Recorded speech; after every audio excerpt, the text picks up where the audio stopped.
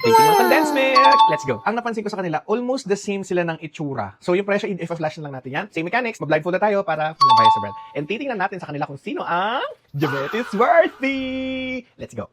Para sa content. Ipuwi na pera. First condensed milk. Sarap. It's milky and hindi siya more on the sugar side yung lasa. Ang kapal ng consistency. Ito yung mga condensed na sobrang sakit sa lalamunan. Rich ng lasa. First ko to. Sarap. Ito pinaka-paborito ko kasi dati pinapalaman ko to sa therapy. Lagi pinapagalitan namin ko. Siguro mga ito yung leg ko. Next, condensed milk. Kohol. Pagal. Kanina nag-slide agad eh. Ito. Kanina medyo parang lasa siyang powdered milk na ginawang condensed. Ito, mas smooth yung consistency nito. Mas thick. Para siyang mayema na. Mas gusto ko to compared to sa kanina. First na to, second na kanina. Next, condensed milk. Chat. Diabetes Worthy! Shit, ang sarap nito. Sobrang thick niya. Parang nag-aftertaste to compared dun sa dalawa. Meron siyang milky, creamy, and mas rich siya dun sa dalawa. So, mas mayaman to. First, sobrang sarap nito. Next, condensed milk!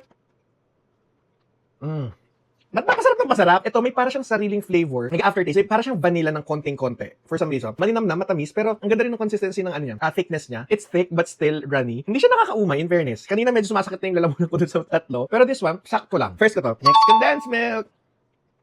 Ang tamis! Among all, ito ang pinakamatamis. Sugar-sugar na lang ang labanan to. Pero ang rich, ang thick niya. Pare-pares sila nung nauna. Siguro, isa-second ko to. Mas gusto ko pa rin yung first ko. Next, condensed milk! Pre.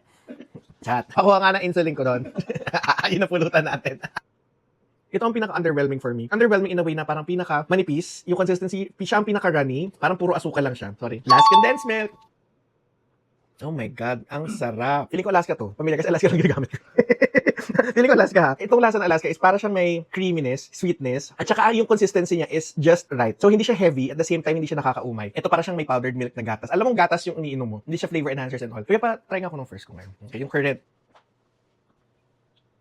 Ay, sobrang tamis nito. Ito talaga, ibang lasa. Retain tayo. Second to. Reveal time! Excited ako kasi condensed milk ang isang mga paborito kong pagkain. Alaska pala si Liberty? Ay, ano tong first? Okay, so ang aking third place is Liberty and ngayon na nalaman, nakita ko, Alaska rin pala to. Lumaki na siya, may pamilya na. Second place is Alaska. And ang aking first place, congratulations sa'yo, Angel, na sa'yo ang Corona. Hindi siya mahirap tong content na to or itong category na to, but there's a minimal difference on each product talaga. I mean, hindi mo siya malalasahan instantly. Parang maghahanap ka ng something na madi-differentiate mo yung isa sa isa. But so far, sarap pala siya. Sweet and condensed creamer. Ang sarap ito, super creamy. Ina-try bukod sa Alaska. Kita niyo yung bias ng aking dila. Parehas Alaska pala to. Sana nakatulong tong video na to as your reference sa susunod na pagbili nyo ng condensed milk sa inyong grocery shopping. So, yan lang. Sana parating masarap ang ulam niya. Kahit di tayo mayaman. Bye!